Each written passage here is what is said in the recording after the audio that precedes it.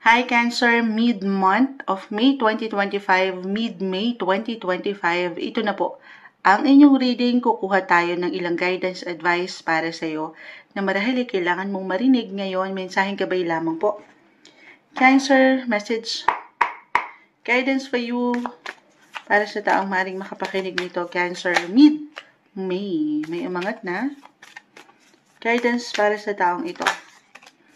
The Six of Pentacles. Add tayo. So, be straightforward. Just only take what resonate, Cancer. Tayo po ay general reading. Ano kailangan mong marinig? Cancer. Mensaheng gabay para sa'yo. Ang dami. Kukunin ko itong pinaka nasa harap. And then, add tayo. The Fool is in reverse. Cancer. Ayun.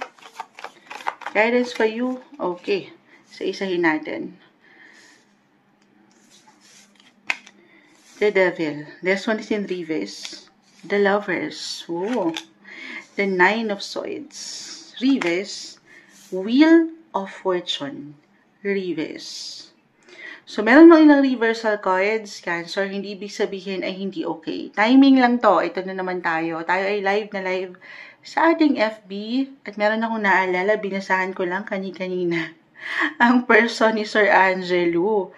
Wheel of Fortune, isang Cancer. Bumagsak dito, Sir Angelo. Reverse din. So, timing. If this is about love, the Lovers is here, Cancer. Timing is everything. Maaring, no matter what your relationship status, okay, right now, Cancer, kung ikaw man ay single, in a relationship, married, couples, ayan, timing. Maaring sa ngayon, yung energy, kung hindi nyo masyadong damang inyong mga kapareha, or ikaw mismo as a single, parang wala. Timing. Huwag mo tong bigyan ng diin or pag-aalala, ilang pangamba. Hindi yan makatutulong. I will be honest, maaring meron lang reversal tayo pwedeng sa iyo mismo, sa inyong partner, or sa sitwasyon, ito yung maaring hindi nyo nakikita, yung mga subconscious, unaware tayo, hindi pa pala healthy, or nagiging ready ang mga bagay.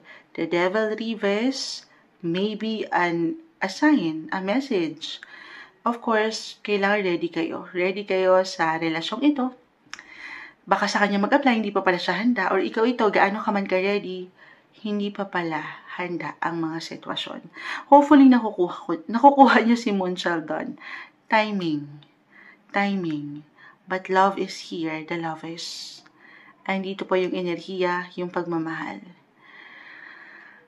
Hi. Biglang may hugot, may pahay. Other messages.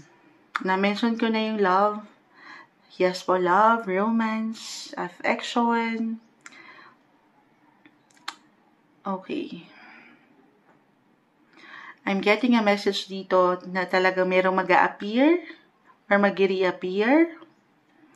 Or andito yung consideration. Andito ba ang cravings ng mga Cancer ngayon? Mid-month ha, mid-May ang hiningi natin, guys.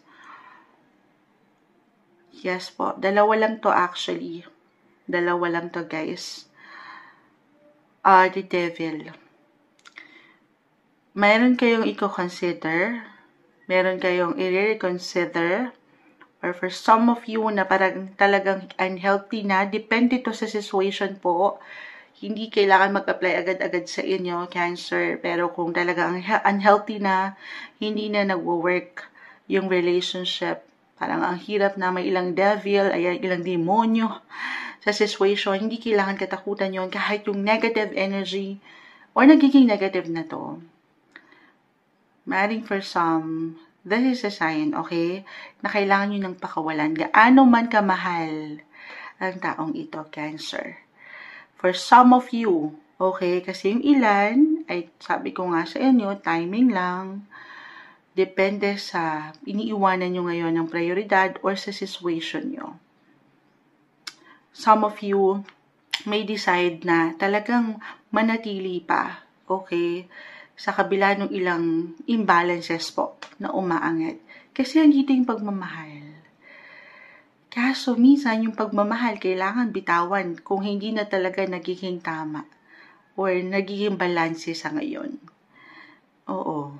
At naiiwanan ng ilang worry dito. Yes po. Ayan, may hugot na naman tayo, Cancer. Ito yung time, best time ito actually. Maybe a reminder, time to decide kung ano talaga ang kagustuhan mo. Kasi andito ang Six of Pentacles. Alam mo na to sa iyong sarili, napupunan ba, naibibigay ba yung pagka-mutual, okay?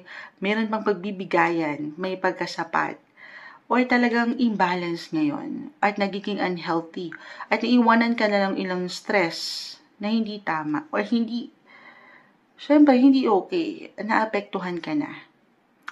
Okay? So, at the end of the day, very important na pagnilay-nilayan ito. Of course, kayo higit na makapagsasabi. Dalawa lang, kung isusuko ang bataan, charot. Kung isusuko nyo na ang laban sa kabila ng yes po, andito pa. Suko nyo man o ilaban, andito ang pagmamahal. Pero syempre, hindi naman kailangan pagmamahal lang ang lagi ang pinapaangat natin.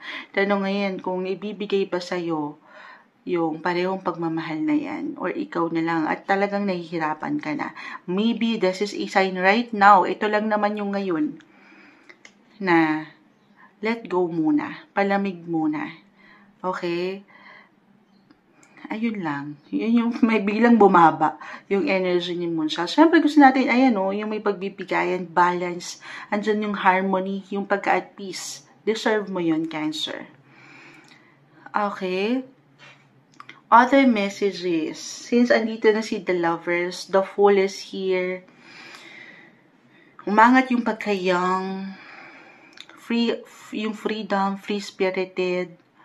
Kung meron na kayong ilang concern when it comes to family, kung meron na kayong children, ayan. Merong, of course, parte sila ng decisions na inyong bubuin.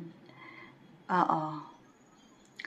At actually, claim natin na timing lang ito. May timing ang mga situation or talagang humahanap na kayo ng timing. For some of you, ang inyong mga partner, reversal tayo para may paglaban yung kayo. Okay? Or para maayos ang pamilyang ito. If ever andito na kayo, meron na kayong pamilya, meron na kayong mga anak. Okay? Kung wala dito, guys, Moonchild, di ako makarelate. Wala siya ng aking intention ngayon or attention. At andito, nalalaban kayo, 6, King of Pentacles, the Fool. Okay, maaring may patungkol ito sa money o yung interest nyo, personal interest sa trabaho or pagdating sa inyong mga kagustuhan, personal na kaligayahan. Ayan.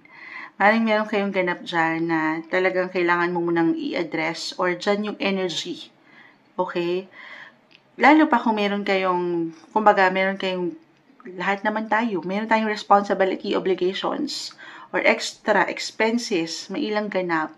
So, dyan yung focus ng ilan sa inyo. Okay? Ang ganda. Kumbaga, dito muna kayo sa mas practical right now.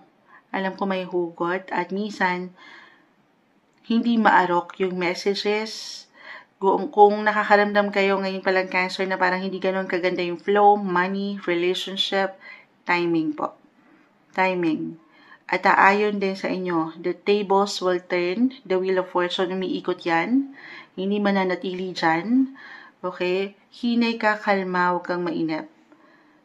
I feel na merong new beginnings. Yes po, may bago. May pagbabago.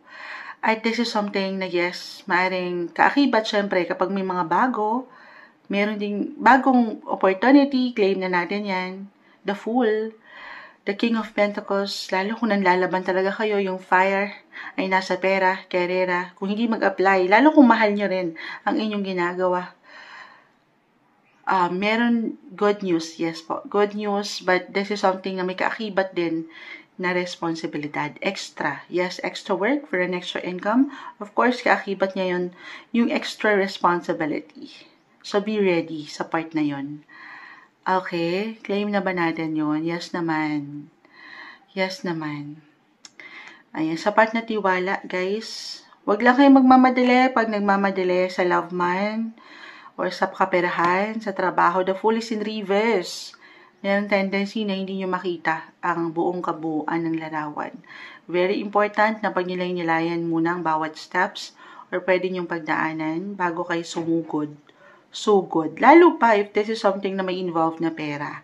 Okay, or kung meron kayong i-invest. Hindi sa hindi magiging okay. Andito kasi si the Fool, ano? And the Devil. Both are in reverse. Baka dyan kayo masobrahan, kakamadali. Diba kapag sa una, may mga new beginnings, nagmamadali tayo. So, yung tendency, baka di nyo makita yung ilang ganap sa sitwasyon. Baka hindi nyo inasahan, ay, ganito pala. Hindi nyo binasa. Hindi nyo masyadong pinag-aralan. So, doon, baka yun yung ilang unexpected din na ganap na ayaw natin. Okay? Alam ko, minsan mekos. Mekos. Sa dami ng pwedeng iwan ng cards, guys. Just only take what resonate po. Pero at the end of the day, love is here. The lovers. Love is the key. Love is the answer. Ito yung umaangat na guidance para sa inyo. Message na marahil kailangan yung marinig mid-May, mid-month of May 2025, Cancer.